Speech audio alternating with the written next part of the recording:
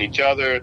There was, there was a lot of civil war going on. So within the scope of what was going on there, our mission went and changed from finding weapons of mass destruction to now we have to, do this, this, and this.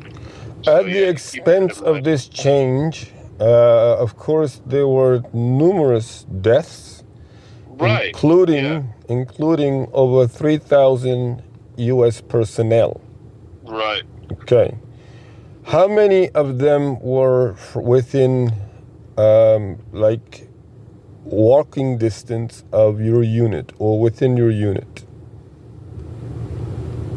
How many? What? How many of those fallen were of your unit? Well, there was one day in particular I witnessed the indirect fire blow up like three people, three soldiers. Indirect fire, like they just whoever, I guess the insurgents at the time, as we called them, they just lobbed indirect fire from a nearby village, and it just took out three of the soldiers that were casually walking throughout the compound. So this was again just walking. Okay. They were casually walking from the chow hall, from the diner facility. Okay, but you did mention that the Pentagon had realized that they could not find any weapons of mass destruction.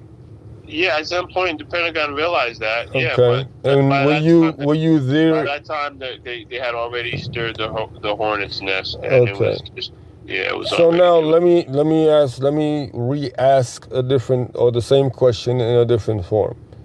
While you were there, you knew that they would not be able to find weapons of mass destruction. I found out that there were no weapons of mass destruction. Right. Okay. When you found out that there were no weapons of mass destruction, were you also then told at that point that the mission had changed, or were you told that they were not going to be able to find weapons of mass destruction and await for new orders? Which one was it? No. When we were told that there weren't going to be that there were no weapons of mass destruction that were found, at that time our mission was already in place, doing other things. Like our mission had already changed.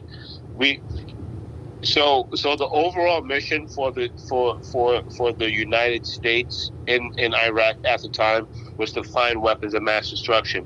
But in order for them to do that, they have to send a contingency of support personnel to help, and then whatever tangibles or whatever variables happen after that, they have to have a contingency plan for those things. So while we are supporting these individuals that's going to do this weapons of mass destruction, our mission changed.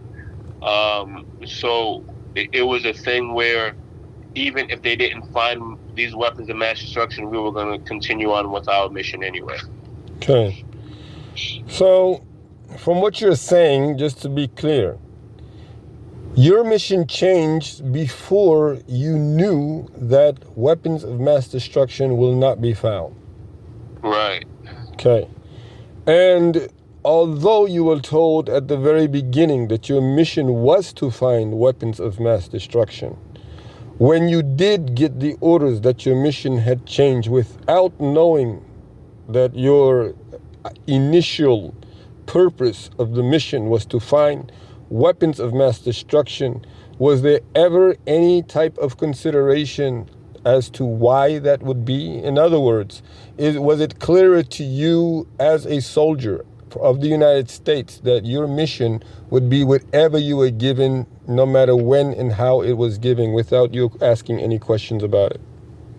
Yeah, that's pretty much what it is. Like, we're just pretty much hired mercenaries. I mean, they give us orders and we just execute, and that's it. Because what I'm trying to piece together, okay, is that you're told that you have a mission before you go, which is a debriefing or whatever you may call it. And when you go, hold on. Let me tell you something. Let me tell you something about these missions. Okay, so you're always under the assumption that whatever mission that you are training for, at whatever time you start to execute that mission, like whenever the go time is, from the time you start training to the time that the mission ends, the mission can change.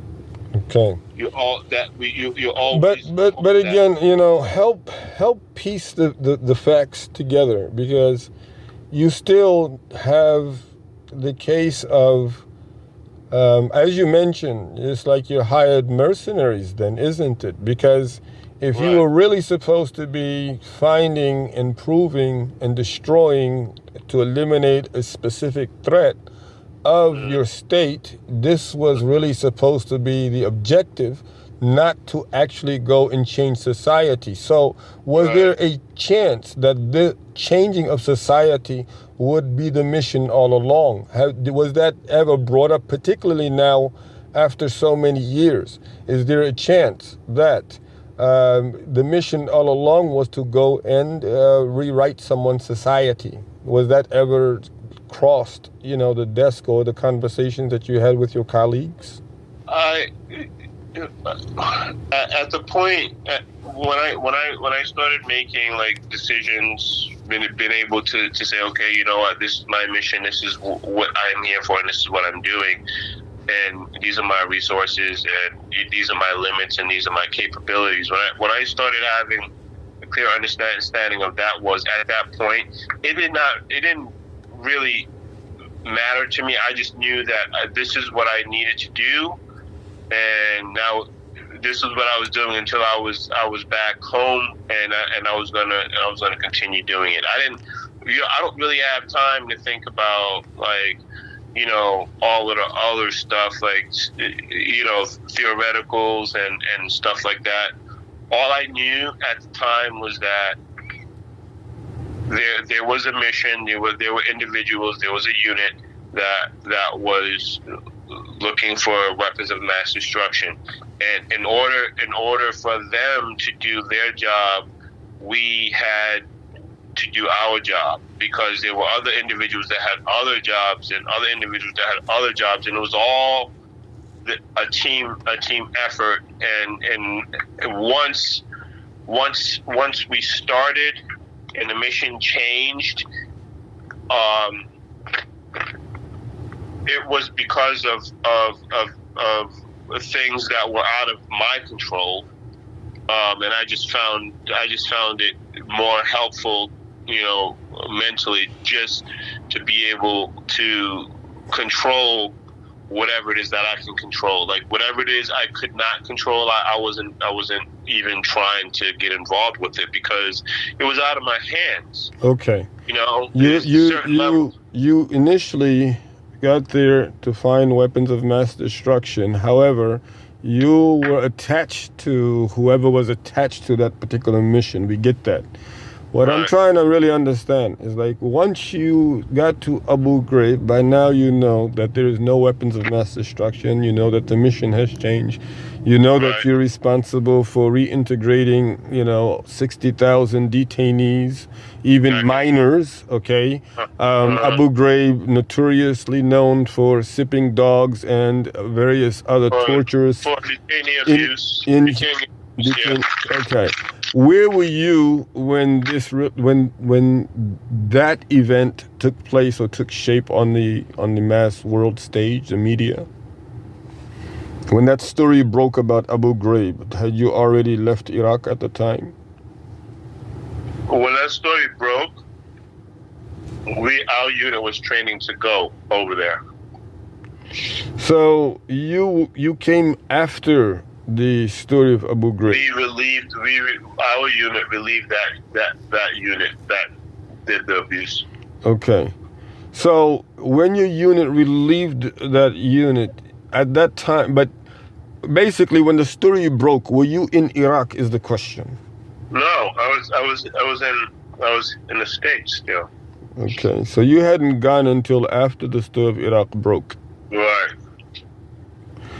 And what is it about Iraq that, again, you reintegrated, these people into it, and then was that practically, I mean, you did see some combat, but Abu Ghraib itself, did it ever come under attack by insurgencies? While you were there, was it under attack at any moment? It came under attack once. That was a organized attack with multiple areas of fighting, from getting fire from different angles and assault, multiple angles, multiple fronts. That happened once, but the indirect fire that happened regularly. On a regular basis, it was indirect fire. And you, as the staff sergeant or warrant officer, your responsibility, of course, included security. So how did you deal with such a threat? With the indirect fire? Direct and indirect fire. You said the direct fire happened once. So what did you do to defend against such a threat? I manned my position. Went to my town. We had assigned sectors, and when it's time for you, when something like that happens, you go to your assigned sector and you fire at will. Okay, and of course, how long did that assault last? The assault lasted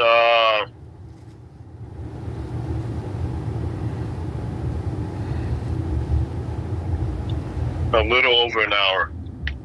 Okay. And this was what time was this at night? I think I remember something happening at night. Was this one at night or was this one during the daytime? This was in the early evening. Early evenings, yes, of course, nighttime. Okay, but the indirect one you said happened on a regular basis, right? Yeah. And that one you could not tell. When you say indirect, you mean that you could not really tell where it came from, necessarily. You can only tell when it comes from after it makes impact. Yeah. After it makes the impact.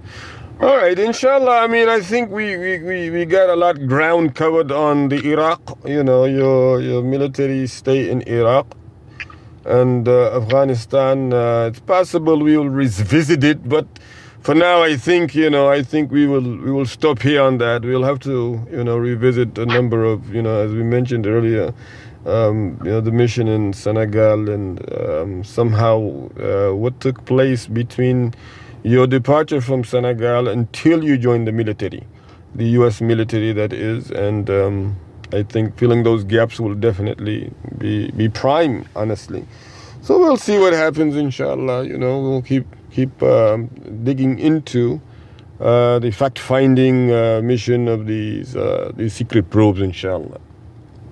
Sounds good. Sounds good. Alhamdulillah.